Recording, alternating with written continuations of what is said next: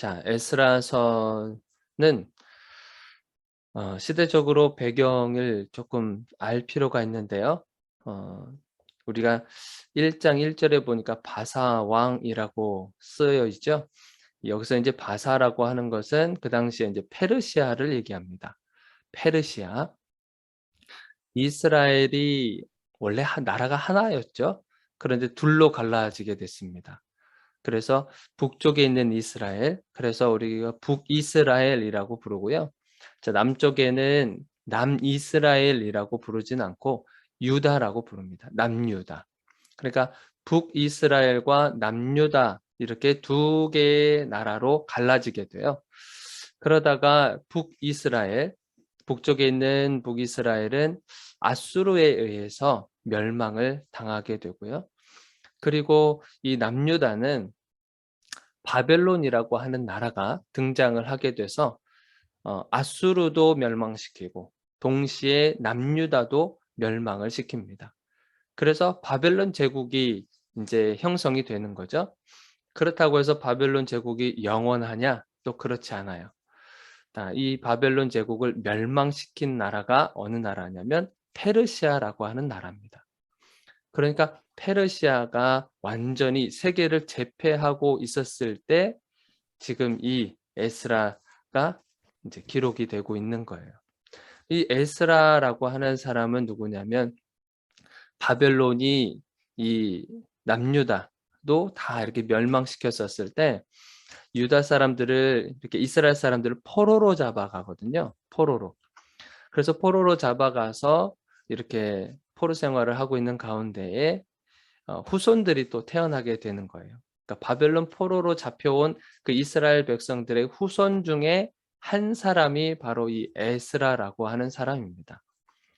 그래서 이 후손, 이것을 보면서 저 하나님의 때가 이루어질 때 하나님께서 약속을 이루어 가실 때 반드시 나에게서 이루어지지 않을 수도 있고 나에게서 이루어질 수도 있지만 그렇지 않는다 할지라도 나의 후손들에 의해서 하나님의 약속이 이루어질 수 있겠구나라고 하는 생각을 좀 해봤어요. 그래서 꼭 나에게 내 때에 내 시대 때 하나님이 꼭 이루어졌으면 좋겠습니다. 이렇게 소망을 하기도 하지만 꼭 그렇지 않는다 할지라도 우리가 절망할 필요가 없는 것은 우리 후손들에 의해서도 하나님께서 역사를 이루어 가시겠다고 하시는 거죠. 자, 그래서 1장 1절 우리가 한번 보시면 바사 왕, 페르시아 왕이라고 그랬습니다. 페르시아 왕 고레스 원년에 여호와께서 예레미야의 입을 통하여 하신 말씀을 이루게 하시려고 그렇게 써 있죠. 예레미야의 입을 통해서 말씀하신 것. 그러니까 예레미야 선지자라고 우리가 얘기하는데 예레미야 선지자에게 하나님께서 예언을 하신 것이 있습니다. 아, 이 이스라엘이 멸망하기 전에 예레미야의 입술을 통해서 하나님께서 약속하신 것이 있어요. 자, 그것이 무엇이냐면 자, 예레미야서 29장 10절 그리고 11절에 있는 말씀인데 제가 한번 읽어 드릴게요. 자, 예레미야 29장 10절 여호와께서 이와 같이 말씀하시니라 바벨론에서 70년이 차면 내가 너희를 돌보고 나의 선한 말을 너희에게 성취하여 너희를 이곳으로 돌아오게 하리라. 자, 지금 10절에 보니까 바벨론에서 70년이 찬다고 그랬죠. 바벨론 포로 생활을 70년 정도 하겠다. 그리고 70년 이후가 되면 너희들이 다시 지금 이곳으로 예루살렘으로 다시 돌아오게 될 것이다. 라고 예레미야를 통해서 이미 예언한 바가 있는 거예요. 그래서 이 바벨론 포로 생활이 고통의 시간이었냐? 또 그런 것도 아니에요. 자, 11절에 보니까 뭐냐면 여호와의 말씀이니라 너희를 향한 나의 생각을 내가 아나니 평안이요 재앙이 아니라 너희에게 미래와 희망을 주는 것이니라. 이렇게 기록이 되어 있어요. 그러니까 바벨론 포로 70년의 생활은요. 우리가 포로 생활이라고 생각하면 참 고생할 것 같고 그렇잖아요. 그렇지가 않아요. 바벨론에서 70년의 생활은 신부는 포로일지라도 그곳에서 재앙이 아니라 오히려 기쁨이고 행복이 있는 그러한 포로 생활을 하게 될 것이라고 주님이 예언을 하셨어요. 하나님께서 이렇게 예언해 주셔서 결국에는 지금 이때 페르시아의 시대가 와서 결국에는 그 말씀이 이루어지고 있는 것입니다. 예루살렘이 멸망하게 된 것. 예루살렘이 멸망하게 된 것이 BC 605년 정도 되거든요. BC 605년에 이제 포로로 3차에 걸쳐서 포로로 잡혀가요. 바벨론으로. 그때 첫 번째 잡혀갔던 때가 언제냐면 BC 605년 정도가 돼요.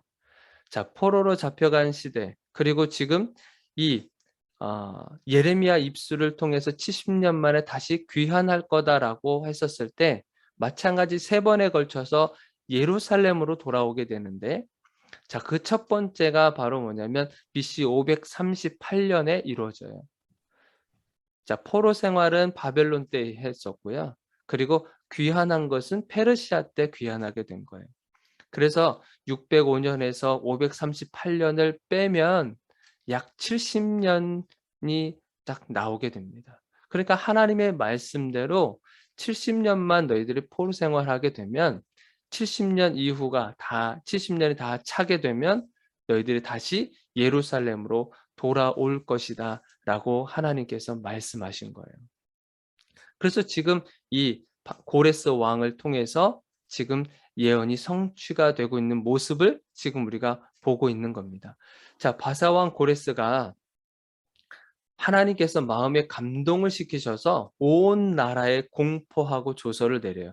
자, 어떤 조서와 공포를 내리냐면, 자, 2절을 한번 보세요. 바사왕 고레스는 말하노니 하늘의 하나님 여호와께서 세상 모든 나라를 내게 주셨고 나에게 명령하사 유다 예루살렘의 성전을 건축하라 하셨나니, 그렇잖아요. 성전을 건축하라고 했어요. 이것이 뭐예요? 유다 백성들이 전부 다 예루살렘으로 돌아갈 뿐만 아니라 거기서 성전을 건축하게 된다고 하는 거예요. 자, 3절에 보니까 명령을 하는 거예요. 이스라엘의 하나님 여호와의 성전을 건축하라. 유다 예루살렘으로 올라가서, 그 백성들이라고 한다면 너희들은 전부 다 다시 예루살렘으로 올라가서 이스라엘의 하나님 여호와의 성전을 건축하라라고 명령을 내려요. 참 신기하죠? 이스라엘을 정복한 나라예요. 그리고 하나님에 대해서 사실은 몰랐던 사람입니다. 그리고 예루살렘 성전이 뭐가 됐든 뭐 그게 중요하지 않았던, 사실 보면 이 고레스 왕에게는 별로 중요한 일이 아니었어요. 그런데 감동을 받고 이러한 명령을 내린 거예요. 정말 획기적인 명령을 내린 겁니다. 이 고레스 왕이 하나님을 어떻게 알았을까? 참 좀 곰곰이 생각하게 되더라고요. 고레스 왕이 하나님을 어떻게 알았을까? 근데 우리가 말씀을 보면은 어떻게 알았는지 그 경유에 대해서는 말씀해 주고 있지는 않은데, 중요한 사실 하나는 뭐냐면 하나님께서 고레스 왕의 마음을 감동시키신 것이 중요한 겁니다. 성령의 역사를 우리가 볼 수 있는 거예요. 성령님께서 어떻게 보면 고레스 왕의 그 마음에 감동을 주셔서 이렇게 이런 일들을 펼쳐나가고 있는 것을 우리가 볼 수 있는 거예요. 이것이 바로 하나님께서 하셨다라고 하는 것을 우리는 깨닫게 되는 것입니다. 하나님께서 고레스 왕의 마음을 감동시키셔서 어 이렇게 성전을 건축하는데 4절에 보니까 어떤 도움을 주냐면 아주 적극적으로 도움을 주고 있어요.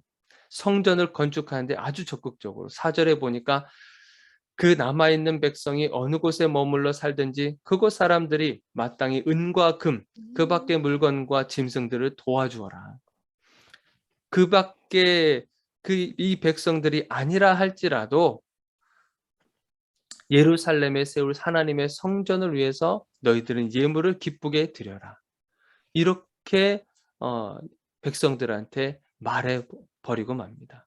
자, 또 하나 뭐냐면 이 고레스 왕이 하나님의 성전에 있었던 성물이라고 하죠.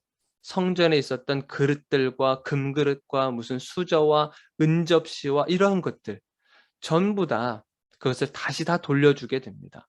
바벨론 시절 때, 바벨론 시대 때 예루살렘 성전이 완전히 무너졌거든요.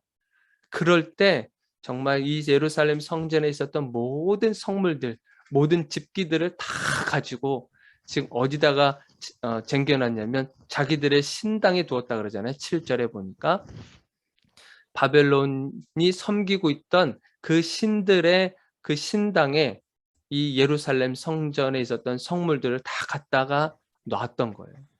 그것을 지금 페르시아 왕 고레스 왕이 전부 다 끄집어내서 이것을 다시 그 이스라엘 백성들한테 돌려주고 있는 모습을 보게 됩니다. 아주 굉장히 적극적으로 지금 도와주고 있어요.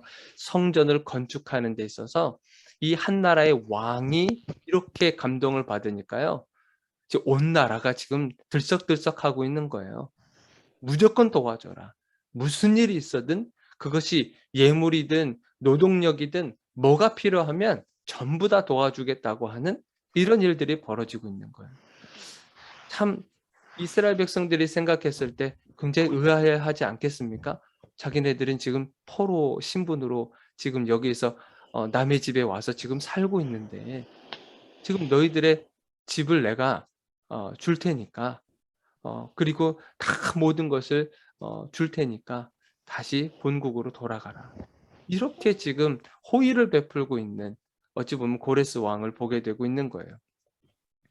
자, 그런데 우리가 생각해 볼 것이 무엇이냐면 5절을 한번 보세요. 이에 유다와 베냐민 족장들과 제사장들과 레위 사람들과 그 마음이 하나님께 감동을 받고 올라가서 예루살렘에 여호와의 성전을 건축하고자 하는 자가 다 일어나니, 자, 하나님께 감동을 받은 사람들, 이 고레스 왕의 이 조서를 통해서 하나님께 감동을 받은 이 예루살렘에 있었 이 유다 사람들이 전부 다 성전을 건축하겠다고 전부 다 일어서고 있는 모습을 보고 있어요. 자, 여기서요. 우리가 살펴볼 것이 뭐냐면 이 조서를 받고 기쁨으로 하나님께 감동을 받은 사람이 있을 뿐만 아니라 감동을 받지 않고 있는 그런 사람들도 존재하고 있다는 걸 여러분들이 아셔야 돼요. 자, 여러분들이 70년이라고 하는 것, 그리고 고향을 떠나서 타국이지만 외국에서 70년이라고 하는 세월을 지냈을 때 여러분들 삶이 어떻게 됐겠어요? 아까 재앙이 아니라 이것은 축복의 개념이라고 말씀드렸죠. 거기서 삶의 터전을 이루었어요. 70년이 지나는 동안에 거기서 직장을 얻었어요. 그리고 거기서 어찌 보면은 재정적인 안정을 취할 수도 있어서 집을 얻었어요. 그리고 거기서 자식도 낳았어요. 자녀들도 거기서 공부해요. 그리고 거기서 모든 사회생활을 다 했단 말이에요. 70년. 70년 세월이면 정말 그곳에 어 토박이처럼 그렇게 또 생활할 수도 있는 그런 환경이 놓여질 수 있단 말이죠. 어찌 보면은 언어를 잊어버릴 수도 있어요. 그런 상황에서 다시 본국으로 돌아간다. 이거 여러분들 쉽겠습니까? 저희도 여기 한국에서 30년, 40년 이렇게 있다 살다가 미국으로 돌아갔었을 때 미국으로 갔었을 때에도 굉장한 많은 그런 용기가 필요했었어요. 그리고 미국에서 약 5년 정도 살고 있다가 다시 한국으로 돌아올 때에도 마찬가지였어요. 그런데 지금 70년이란 말이죠. 70년 동안 지금 삶의 모든 터전들이 마련되어 있는 그런 상황 속에서 갑자기 이 고레스 왕의 이 조서를 듣고 정말 마음에 감동을 받은 사람이 있을 뿐만 아니라 그렇지 못한 사람들도 존재하고 있는 것을 우리가 알아야 됩니다. 그랬었을 때 인격적으로 하나님이 대하시는 거예요. 하나님께서 모든 사람들에게 강압적으로 내가 지금 하나님 이제 성전을 예루살렘 성전을 다시 회복시킬 거니까 무조건 다 가. 전부 다 짐 싸서 전부 다 가.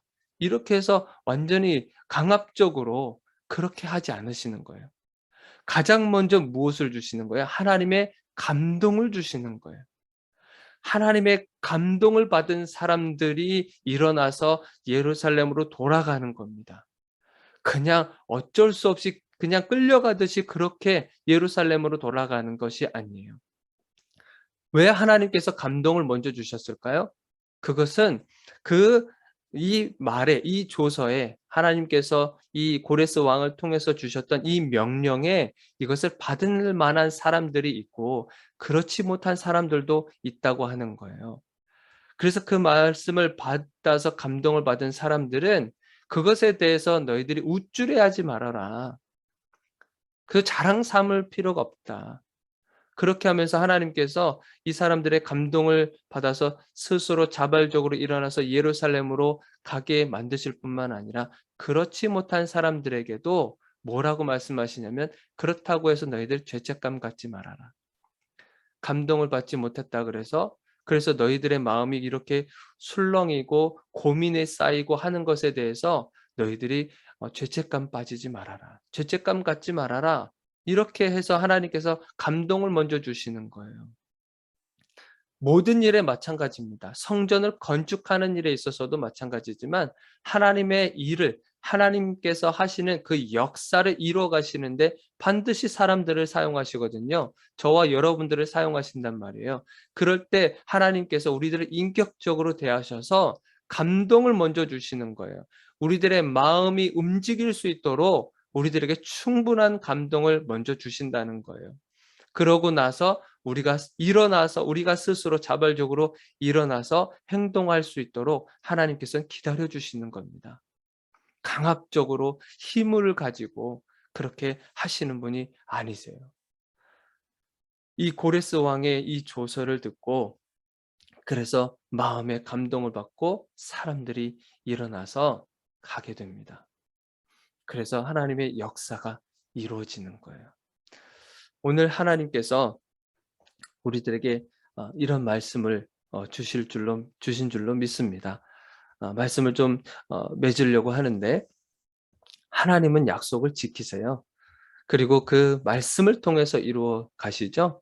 그 말씀은 지금 우리들에게 주시는 성경 말씀입니다. 그래서 말씀을 가까이 하는 이유가 그것이에요. 말씀을 가까이 했을 때 하나님의 약속을 깨닫게 될 것이고 그 약속이 반드시 이루어질 것이다. 성취하게 될 것이다. 그것을 말씀해 주고 계시는 겁니다. 또한 그 말씀을 이루어 가실 때, 그 약속을 이루어 가실 때 하나님은 인격적으로 저와 여러분들을 대하시고 우리들의 마음이 충분한 감동이 임하고 스스로 자발적으로 일어났었을 때 하나님의 역사하심이 펼쳐지게 될 것이다. 라고 하는 하나님의 귀한 메시지가 있습니다. 어떤 상황이 와도 하나님께서 주시는 감동이라고 하신다면 주저하지 마시기를 바랍니다. 우리 함께 기도하겠습니다.